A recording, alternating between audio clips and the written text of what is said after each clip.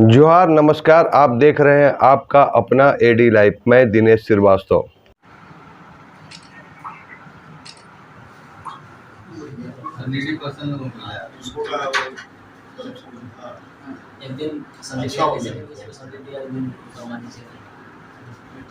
बस्ती में पकड़ना है, शुरू ग्राउंड लेवल पर काम हो रहा है। मैंने समझाया, लेकिन अभी हर महीना होता है, लेकिन थोड़ा मोड़ा कभी नाली जाम हो गई है, नहीं वो स्टार्ट हो गया अभी सब काम हो रहा है।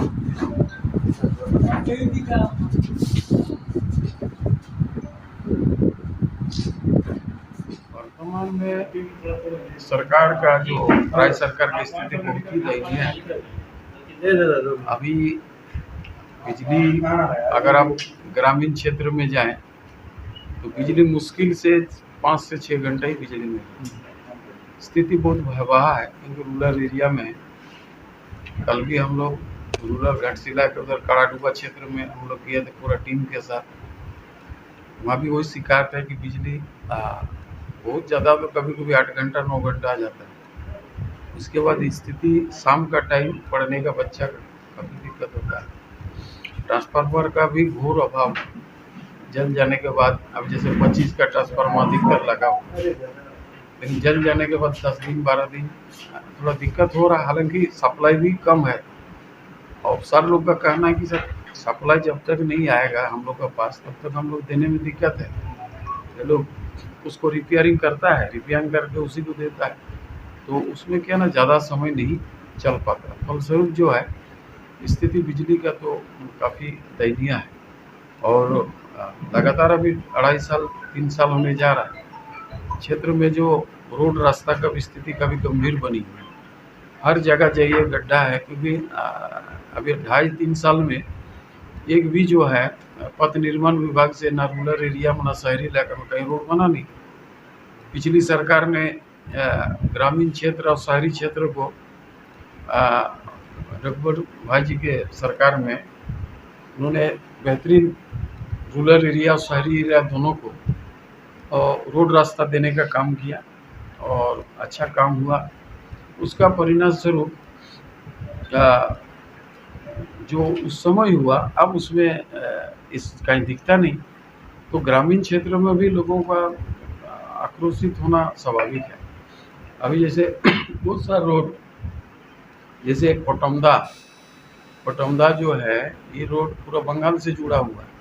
अब दोनों ही रोड है, बंधवन बड़ा बाजार हो या टाटा से आपका कटिंग हो, आपका इतना ज़्यादा टूटा हुआ है बीच में कि गाड़ी का हमेशा गुल्ला वगैरह टूट जाता है, जिसका चलते अक्सर जाम लग रहा है। तो स्थिति काफ़ी खराब है इस क्षेत्र को ले जाकर। बहरागुड़ा का भी सुदूर इलाका में काफ़ी स्थिति खराब है। अभी डुमरिया हम लोग गए थे, डुमरिया में लगभग 8-10 रोड जो एकदम उन लोग का जीवन रेखा है, डेली आना जाना होता है, काफ़ी टूटा हुआ है। उस क्षेत्र में भी रोड, उसका रिपेयरिंग नहीं हो रहा है। इसी तरह बोड़ाम क्षेत्र में भी इसी तरह है, और काम उसमें सरकारी जो है आरईओ के अंडर में पड़ता है। अभी कुछ काम हुआ, 39 रोड रिपेयरिंग का सब मिला के प्रधानमंत्री में हुआ है। लगभग 272 रोड हम लोग लिख के दिया है। अभी 60 के आसपास रोड होने का संभावना है। उसमें 39 रोड का टेंडर वगैरह हो गया।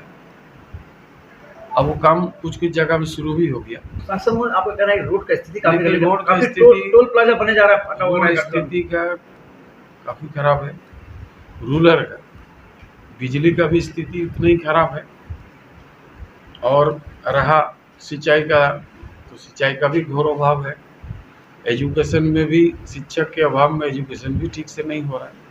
तो हम माने कौन चीज़ का कहें, लॉ एंड ऑर्डर बहुत गिरा हुआ है। अक्सर देखिए गोली चल रहा, डकैती हो रहा, रेप हो रहा। सबसे बड़े आदिवासी मुख्यमंत्री होने के बाद 3000 से ज़्यादा महिलाओं के ऊपर अत्याचार हो गया, आदिवासी महिलाओं के ऊपर। तो कहीं भी लॉ एंड ऑर्डर के मामले में भी देखिए कहीं पर ठीक नहीं। पिछले बीजेपी सरकार ने आते साथ जो एक्शन लिया नक्सल के ऊपर, अब देखिए नक्सल भी फिर पुनरावृत्ति हो रहा है, छोटा मोटा अंजाम दे रहा है, और लोग भयभीत है, विकास काम रुका हुआ है। इसीलिए ओवरऑल अब देखेंगे तो वर्तमान सरकार संवेदनशीलहीनता के चलते विकास की गति और विकास दोनों ठप पड़ा। इसलिए आपके माध्यम से सरकार से आह्वान करते हैं कि जो सुदूर देहात में जो लोग आज रास्ता घाट, स्कूल, पढ़ाई लिखाई, बिजली, पानी, इसका जो घोर अभाव है, इसको ध्यान में रखते हुए संबंधित पदाधिकारी को दिशा निर्देश दे, उसका सर्वे करे और सर्वे कर जो है उसका अमली जाना पाए, ताकि विकास की गति तेज हो। सरकार आती है, जाती है, बदलती है, लेकिन काम पर कंपटीशन होना चाहिए। पार्टी पर काम होगा तो निश्चित रूप से जनता उसको दोबारा चिंता करे, काम ही नहीं होगा तो जनता जनार्दन मालिक होता है इसमें, हम आप कुछ नहीं होते। इसीलिए जनता का हित में जनता सर्वोपरि है, उनको ध्यान में हित में रख के सरकार को अति संवेदनशील होकर उस क्षेत्र में विकास की गति को तेज करने की आवश्यकता है। काम पर जाइए या कुछ म्यूटेशन का काम, भ्रष्टाचार चरम सीमा पर है, कोई बात कोई नहीं सुनता, छोटा से लेकर बड़ा, जब तक उसका व्यवस्था नहीं कर दीजिएगा, अवस्था का उसका व्यवस्था नहीं कर दीजिएगा, तब तक कोई कभी नहीं बढ़ता, फाइल बढ़ता ही नहीं।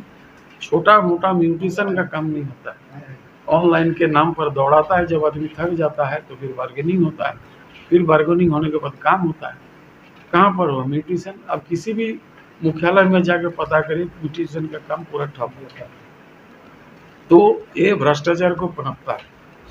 जाति प्रमाण पत्र, हाँ, ऑनलाइन सोच के लोग सोचा था कि ऑनलाइन होगा तो हमको जल्दी मिलेगा, इसमें भ्रष्टाचार कम होगा, लेकिन आखिर करता है इंसान ऑनलाइन के चलते तो कई जगह में ऐसा राशन मिलना बंद होगा। झटी झरना जैसे आदिवासी पिछड़ा इलाका में अब वो मैनुअल में दे दिया, यही एमओ बोला मैनुअल में दे दो, ऑनलाइन मत दो। अब क्या है ना, जो देने वाला उसको फंसा दिया एमओ और उसको बोला कि ऑनलाइन क्यों नहीं दिया। वो बेचारा हुआ नेट चलेगा, टावर मिलेगा तभी ना होगा, वहाँ तो नेट पेट कुछ चलता ही नहीं। हुआ हो गया आपका हरियाण जियन गुड़ाबंधा हुआ, डुमरिया का कुछ क्षेत्र है, पोटमदा का उधर गेड़ू वाला क्षेत्र है, चाकुलिया का दक्षिणा सोल है, इस सब क्षेत्र में गुड़ाबंधा का आपका हरियाण जी, ये सब क्षेत्र में टावर है नहीं, कनेक्शन नहीं है, जिसका चलते 94,000 प्रधानमंत्री आवास योजना जो इस क्षेत्र में मिलना था वंचित हो गया। लेकिन सब ऑनलाइन भरा ही, सब मैनुअल भरा, और वहाँ ऑनलाइन छोड़ के सुनता नहीं। तो ऑनलाइन का व्यवस्था करेगा सरकार तभी ना ऑनलाइन पर आएगा, जिसका चलते कई माने समस्या उत्पन्न होगी आम आदमी के लिए। स्वास्थ्य का स्थिति तो मत बोलिए, अगर आप बोलिएगा तो उधर गुड़ाबंधा, बड़ागुड़ा, चकुलिया को कुछ उड़ीसा पर जिंदा है, कुछ पश्चिम बंगाल पर जिंदा है, और बाकी इधर तो स्थिति बहुत खराब है स्वास्थ्य का क्षेत्र में। एक चीज और बताइए, बाढ़ बहुत आता है जो आपका क्षेत्र शास्त्रीय बाढ़ देखिए इसके लिए परमानेंट उपाय कुछ है? बाढ़ में सवाल उठाएंगे, सवाल भी उठाएंगे तो, लेकिन देखिए घर जहाँ पर है तो एकदम नदी के ऊपर में है और पानी निकासी का जगह नहीं है। अब नदी का पानी को डाइवर्ट करिएगा तो किधर करिएगा, है कि नहीं? समस्या तो है, और इसको यही होगा, ये तो बांधना पड़ेगा नदी की चारों ओर जहाँ पर आबादी है, थोड़ा ऊंचा करके उसको ढलाई करके बांधना होगा, बांध को पानी को उस जगह से डाइवर्ट करना होगा। जैसे मानगो में आता है, आपका निर्मल नगर सोनारी एरिया में आता है, आदित्यपुर एरिया में, बागड़ा क्षेत्र में आता है, तो उसमें क्या नदी के डैम के किनारे किनारे पत्थर देके ऊंचा बांध देते हैं, तो एक हाइट है जहाँ ब्रिज है, ब्रिज के सामान से उसको बांधना होगा, बांध के उसको पानी को उधर से निकासी करना होगा, अन्यथा पानी को डाइवर्ट, दोनों तरफ आबादी है, हम कर किधर डाइवर्ट करें? तो हाई लेवल इंजीनियरिंग ला के इसको देख के एस्टीमेट बड़ा पास करके इसको परमानेंट इसको नदी किनारे बांधना पड़ेगा, जिसके पानी जो उधर घुसे नहीं। अब घुसने से बाढ़ का पानी में दिक्कत पड़ेगी, और गरीब लोग रहता है, काफ़ी गरीब लोग रहता है। चाकुलिया बूढ़ामारा जो है उड़ीसा एरिया और अधिग्रहण करके रोड को भी सौंप दिया रहे थे, लेकिन चाकुलिया से जो बहरागुड़ा है अभी तक भूमि अधिग्रहण स्टेट गवर्नमेंट नहीं किया, फलस्वरूप वो काम शुरू नहीं हुआ। अभी हम टाटा बादाम पहाड़ बांगरे पोसी जो है इधर बादाम पहाड़ केउझर तक डबल लाइन के लिए बोला है, उसका सर्वे चल रहा है। उधर तो रेले नहीं है ना, बादाम पहाड़ से लेकर केउझर, अगर स्टेट को जोड़ दे केउझर से तो हमको जब तक हम खड़गपुर जाएंगे तब तक हम केंजोर कर करके भुवनेश्वर लाइन में आए तो टाटा का आदमी का लगभग 2 से 2.5 घंटा सेव हो जाएगा, स्ट्रेट है। पटमदा के लिए दादा कुछ पटमदा के लिए हम लोग दिए हैं। वो तो जब देवगढ़ा साहब थे, सदानंद देवगढ़ा 16 स्कीम लिया नया, उसमें ये वाला है। अभी हम मंत्री जी से मिले थे तो बोला उसमें ट्रैफिक, हम लोग रोड बनेगा तभी ना ट्रैफिक दौड़ेगा, अब जंगल में ट्रैफिक खोजिएगा तो कहाँ होगा, ठीक ही नहीं। तो हम लोग का इसको सैंक्शन करके इसको ट्रैक बनाएंगे, क्योंकि आज़ादी के बाद से लोग बाहर चौक रहा कि हम भी रेल देखें, दर्शन करें। और 132 किलोमीटर है, 1646 करोड़ उसका आंका गया। निमडी, बड़ाम, पटमदा, बंदवान होके झालरा, हमारा सब मुहे में है। अब इसको भी उठाए हैं, आपका कांडरा से ममकुम, इसको हम ही उठाते रहते हैं हर बार। उसका भी 2500 करोड़ के आसपास लगभग, उसका भी सैंक्शन हुआ। एक सर्वे में गलत हुआ, दूसरा सर्वे चल रहा है, वो भी बन जाए तो जमशेदपुर, कांडरा, सारे कोलान का लोग के लिए सुविधा हो जाए। बहुत कम समय में लोग रांची तय करेंगे। दादा बिरसा नगर जो बस्ती है वो उसको मालिकाना हक के लिए कुछ बात देखिए, मालिकाना है ये तो सब एक ही चीज़ है, टाटा घराने का और इसी का माने इर्द गिर्द घूमता है। टाटा एक जमींदार है, पहले कुछ लोग जमींदार थे, अभी इनका जो है पूरी भू राजस्व राज्य सरकार और इसी में पेच फंसा हुआ। तो जब तक ये नहीं होगा तब तक बोलना मुश्किल है। की को निकले उठाओ बोलेगी, रियल चीज है। और चुनाव आयोग से संबंधित है, इसमें हम लोग क्या बोल सकें, लेकिन नहीं, वो तो सरकार का ये आपका जुडिशियल कोर्ट होता है और चुनाव आयोग होता है, उससे संबंधित केसेस, इसमें तो हम लोग अपना मनतब नहीं दे पाते हैं। दादा डोट AK-47 पकड़ा है, बताइए। अब उसका तो पता नहीं भाई, सरकार बोलता है कि हमारा अपना है वो आपका जो पुलिस लाइन से IG बोलता है कि सब नहीं, मेरे जो पुलिस लोग का है। अब वो तो जांच का विषय है, किनका है, तो जांच कर ही रहा पुलिस, उसका काम है। एयरपोर्ट फिर लटके एयरपोर्ट का पूरी आश्रित सरकार पर है, स्टेट गवर्नमेंट पर। अगर ये मेहरबानी थोड़ा सा कर दे तो एयरपोर्ट धड़ाक से बन जाएगा। एयरपोर्ट कहीं बाधा ही नहीं है। एयरपोर्ट के लिए भारत सरकार 4 कदम आगे है, इनको 1 कदम आगे आना है। 100 करोड़ अभी पेंडिंग है, ला के बैठा हुआ। सिंधिया जी बोला और 300-400 करोड़ हम और देंगे, लेकिन सरकार एक पेपर सारा बना के मेरे को हाथ में दे दे, हम काम चालू करें। दादा आपका फंड में कितना % अब तक पैसा खर्चा हो चुका है? हम लोग का फंडे कहाँ, अभी तो फंडे मिला, संसद फंड 2 साल में मिला ही नहीं। इस बार मिला तो लोग लिख के दिया, अभी फिर ये जाएगा तो फिर आएगा। कोई MLA जैसा नहीं ना है, 5 करोड़ दे दिया, लिख दिया, हो गया।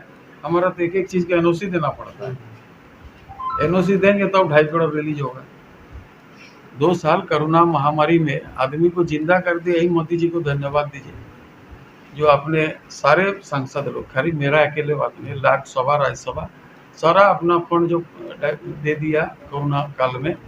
ये महामारी अदृश्य महामारी था, आदमी मानव जीवन का जीवन रक्षा के रूप में सभी लोग दिया और भी लोग दिए। तो वो एक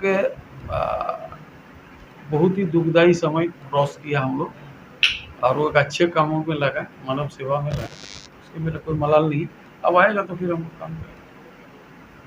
AD लाइव का वीडियो को लाइक कीजिए, चैनल को सब्सक्राइब कीजिए। AD लाइव की पूरी टीम की ओर से सभी को धन्यवाद। जोहार।